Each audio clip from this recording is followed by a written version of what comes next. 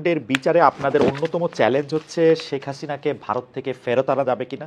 অন্যদিকে অন্যদিকে আমরা দেখলাম যে জনাব ওবায়দুল কাদের নাকি ৩ মাস দেশেই ছিলেন, তারপরে তিনি চলে গেছেন।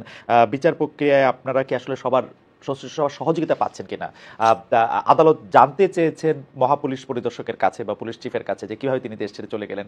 আপনার কি মনে হয় তিনি কিভাবে দেশ ছেড়ে চলে গেলেন? এই সরকারের মধ্যেই কি কেউ কেউ তাকে দেশ ছেড়ে চলে যেতে সাহায্য করেছেন? জি, আপনাকে ধন্যবাদ। অত্যন্ত প্রাসঙ্গিক প্রশ্নটা করেছেন।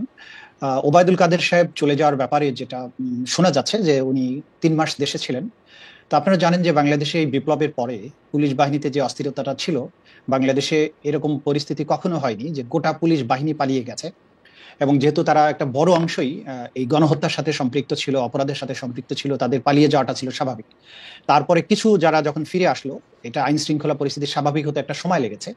এবং এই সুযোগটার সদ্ব্যবহার করে আমাদের যে সমস্ত সম্ভাব্য পারপিট্রেটরস যারা আসামি যারা আছেন তারা দেশ ত্যাগ করেছেন। এবং সেই ক্ষেত্রে আমরা যতটুকু জানতে পেরেছি যে ৩ মাস পর্যন্ত তিনি ছিলেন। আমরা এই ব্যাপারে বিজিবির সাথে কথা বলেছি। তারা যেটা বলার চেষ্টা করেছেন যে আমাদের বর্ডারে ৪,১০০ কিলোমিটারের বেশি বর্ডার আছে ভারতের সাথে, এবং সেক্ষেত্রে বিওপি গুলোতে যে কয়েকজন করে বিএসএফ থাকে তাদের পক্ষে আসলে পুরো সীমান্তটা পাহারা দেওয়া সম্ভব নয়। এই ফাঁক দিয়ে যদি কেউ পার হয়ে যায়, বাংলাদেশের কোনো ইমিগ্রেশনকে টাচ না করে, ওপার থেকে তাদেরকে আসলে ওয়েলকাম করার লোক আছে। সেই ক্ষেত্রে তারা চলে যেটা যাচ্ছেন, এটা বিজিবি চাইলেও অনেক ক্ষেত্রে তারা রোধ করতে পারেনি বলে তারা বলেছেন।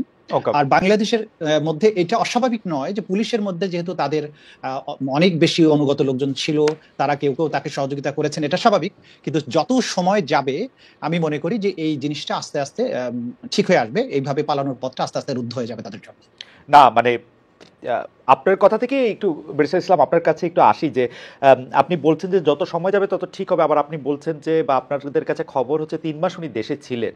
অর্থাৎ প্রথম ১ মাসকে যদি আমরা ধরে নিই যে পুলিশ বাহিনী তার পুনর্গঠন তার সেটার ক্ষেত্রে অসুবিধা, কিন্তু আমরা তো দেখলাম যে যখন পুরোটার সবাই সবার দায়িত্ব নিয়েছে তারপরে উনি গিয়েছেন। এটা কিভাবে ব্যাখ্যা করবেন? মানে ডেফিনেটলি যে এই জিনিসটা তাদের ব্যর্থতা তো বটেই। আমাদের আইন শৃঙ্খলা রক্ষাকারী বাহিনী যে আদালতের যে ওয়ারেন্ট ছিল সেটাকে কার্যকর করার ব্যাপারে যতটুকু তাদের সিরিয়াস হওয়া উচিত ছিল, অথবা টেকনোলজি ব্যবহার করে তারা যেভাবে সিরিয়াসলি তাকে গ্রেপ্তার করতে পারতেন সেটা তারা করেননি। এটা ডেফিনেটলি তাদের একটা ব্যর্থতা আমি বলবো।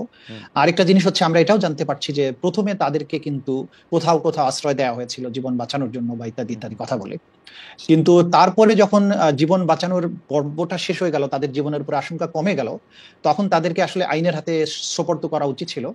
সেই জায়গাটায় একটা শূন্যতা হয়েছে বলে আমরা মনে করছি। আপনার কাছে কি মনে হচ্ছে যে এটার ক্ষেত্রে কিছুটা পিক এন্ড চুজ করা হয়েছে যে কাকে আসলে মানে আশ্রয় নিতে সবাই এক জায়গাতেই গিয়েছেন, আমরা ক্যান্টনমেন্টের কথা বলতে পারি, কিন্তু তারপরে পিক এন্ড চুজ করা হয়েছে কাকে তুলে দেওয়া হবে কাকে তুলে দেওয়া হবে না, ব্যাপারটা কি এরকম? এটা আমার কাছে ডেফিনিট কোনো ইনফরমেশন নেই। কিছু লোক গ্রেপ্তার হয়েছেন, কিছু লোক গ্রেপ্তার হয়েছেন বলে খবর বেরিয়েছিল, সেগুলো পরবর্তী সময় আমরা দেখলাম যে না, তারা আসলে গ্রেপ্তার হননি। তো সেক্ষেত্রে পিক অ্যান্ড চুজ অথবা কেউ তাকে ফেভার করা বা এরকম কিছু একটা হয়ে থাকতে পারে। যেহেতু আমার কাছে ডেফিনিট ইনফরমেশন নেই, আমার পক্ষে মন্তব্য করাটা কঠিন। কিন্তু দৃশ্যত তাদের পালিয়ে যেতে কেউ না কেউ সাহায্য করেছে, এটা বোঝা যাচ্ছে বিদ্যমান বাস্তবতা থেকে। আপনাকে ধন্যবাদ। আমি একটু